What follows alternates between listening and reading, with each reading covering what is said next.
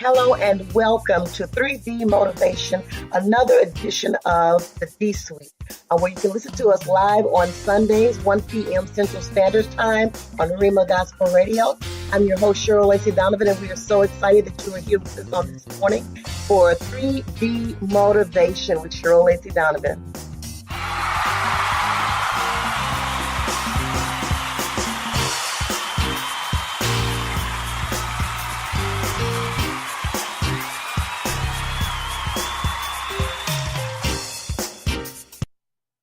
Before we get started on today, I just want to remind you that you can connect with me on Instagram and Twitter at Sheryl Speaks Now.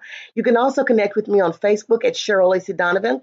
And don't forget to go out and visit the website, SherylSpeaks.org. That's www.SherylSpeaks.org. So we're just going to jump right on in on today with what our topic is all about. And you know that whenever we come on for 3D Motivation, it's just about a few brief moments to get everybody empowered and get you inspired to get out there and make the best of your day and your life. So today we want to talk about learning how to be true to yourself, learning how to be true to yourself. Because there is nobody else out there that knows you better than you, or at least there should not be anybody else out there that knows you better than you. But I do recognize, since writing the book Can I Be Me, that there are times when we really don't know ourselves as well as we should.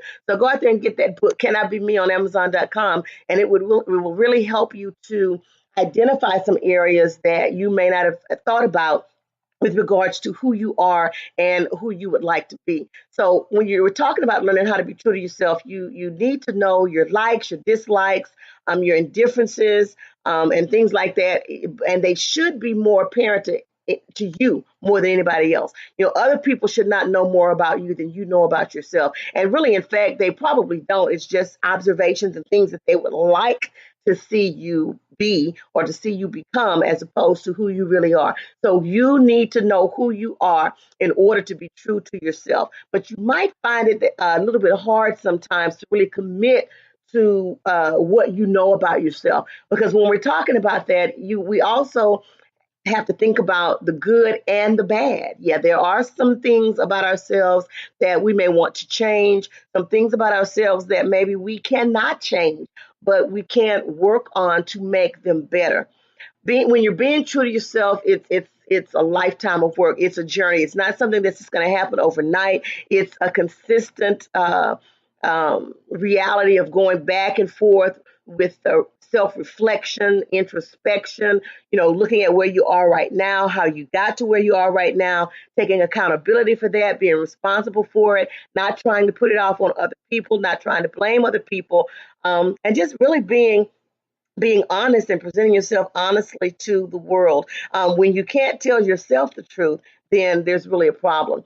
And the thing is that life throws us all kinds of tests and scenarios and things that will test who you are and your character and your integrity and your commitment, and it cause you to have to really think about and be intentional about living up to your own expectations.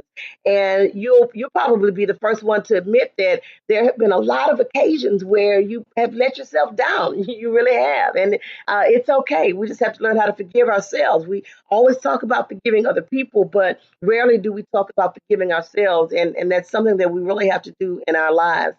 It's nothing to be ashamed of. It happens.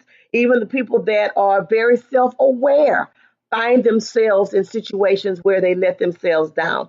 The key, though, is that you have to learn how to go forward, right? You have to learn how to go forward, because you don't want the fact that you've let yourself down, or the fact that you may not have met your own expectations, to stop you from working towards achieving complete honesty with yourself, so that you can get to a place where you won't compromise your beliefs and your values.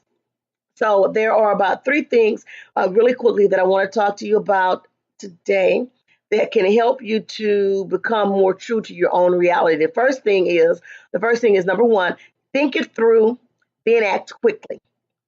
Think it through, then act quickly. Because when you find yourself in a situation where you can end up being untrue to yourself, you need to take a moment to think about that situation.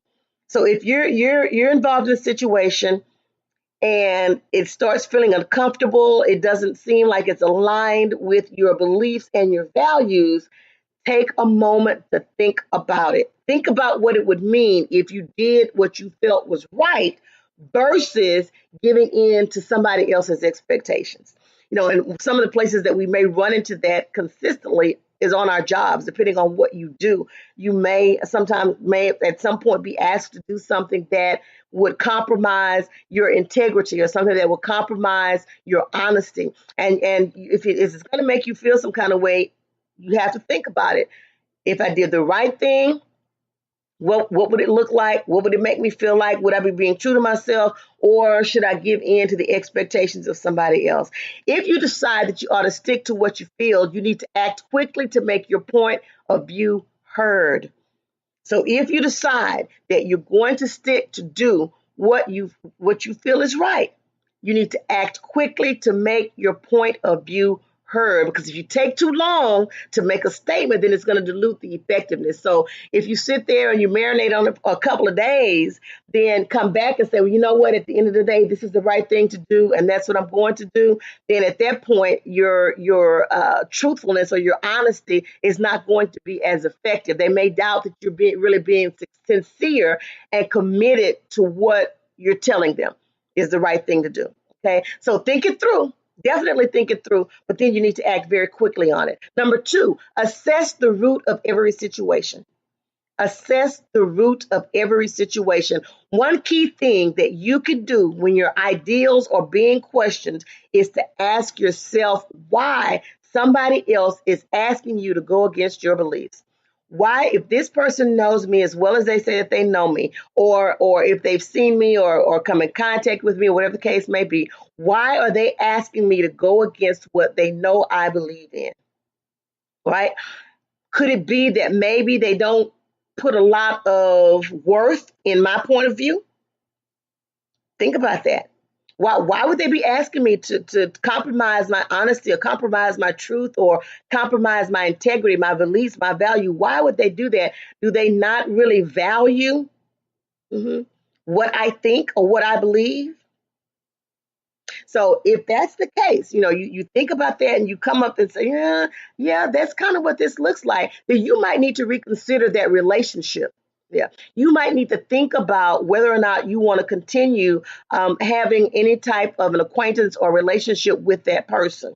Because at the end of the day, are they really there to build you up, or are they there to break you down? Are they trying to build you up, or are they trying to break you down? Ultimately, you want to be around people or associate with people that are there to support your individuality and that are there to help you to move forward and to manifest, your goals and the things that you're trying to accomplish in life. So, yeah, you have to ask yourself that. Assess the root of every situation. And then number three, trust your gut. Trust your gut. For me, I like to say trust your inner spirit or trust your inner wisdom. Trust your inner wisdom. Most of the time, you're going to find that the pit of your stomach gives you both physical and psychological clues about what you're being true, about whether you're being true to yourself.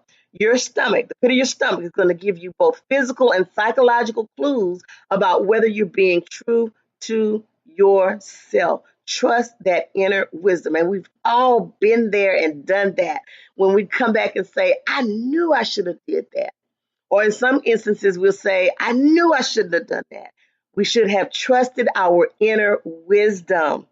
Trust your inner wisdom. When you get into a situation and it feels like your stomach is all in knots and you're uncomfortable about that situation, then you need to step back for a minute and try to figure out why. Because your inner wisdom never lies. It never lies. If you pay attention to it, you'll realize that it pops up whenever there's a moral stance required, whenever you're faced with a moral dilemma, right? Or an ethical dilemma, more so moral dilemmas, then you start getting that feeling. You start getting something's not quite right. When you ignore it, it plays on your conscience. Then your conscience starts to kick in and you start to feel bothered and you may be restless. You might feel anxious and you might not be able to sleep at night because your inner wisdom is not ever going to lead you wrong. That inner spirit never is going to lead you wrong. That's what it's there for. The thing that we didn't have to do is to get to a point where we don't continuously ignore it or try to tame it to the point where it doesn't bother us and we want to continue doing some things that might not be the right thing. So these are some of the things that you can do in order to learn how to be your true self, how to be true to yourself. In order to learn how to be true to yourself, first, think it through, then act quickly. The second thing is to assess the root of the situation. And then lastly, trust your inner wisdom. Trust your inner wisdom. Because listen, things are going to come up from time to time that are going to test you and probably they may throw you off of your commitment to your moral positions. You'll get into situations that you may feel pressured to agree with what's popular. Even though, deep down inside, that it's not quite right. You may even feel the urge to do something that's completely wrong because you feel like doing otherwise would be detrimental. But at the end of the day, when all those situations have passed, you still have to live with you. Keep that in mind. Nobody else does. You still have to live with you. You still have to come to terms with the decisions that you've made and live with knowing that the outcome was solely based on your choice, good or bad. You still have to live with you. The best way forward is to pay attention to who you are and what you want out of life. Achieve your fullest potential. Remember, you are in charge of the direction of your life.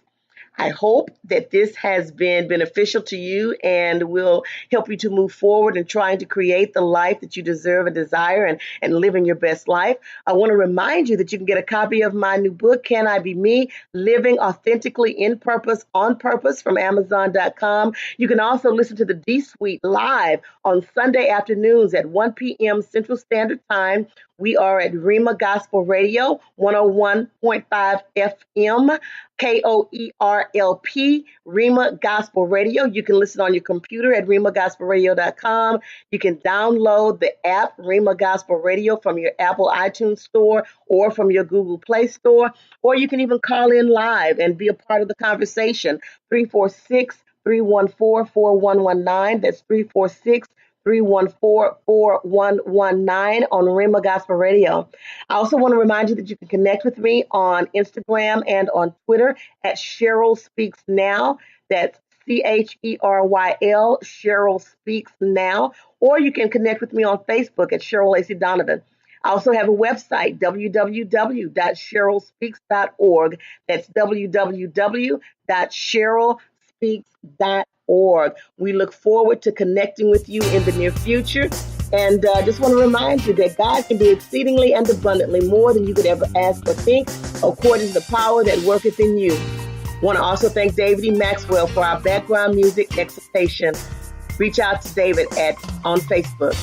Bye-bye for now. Be blessed.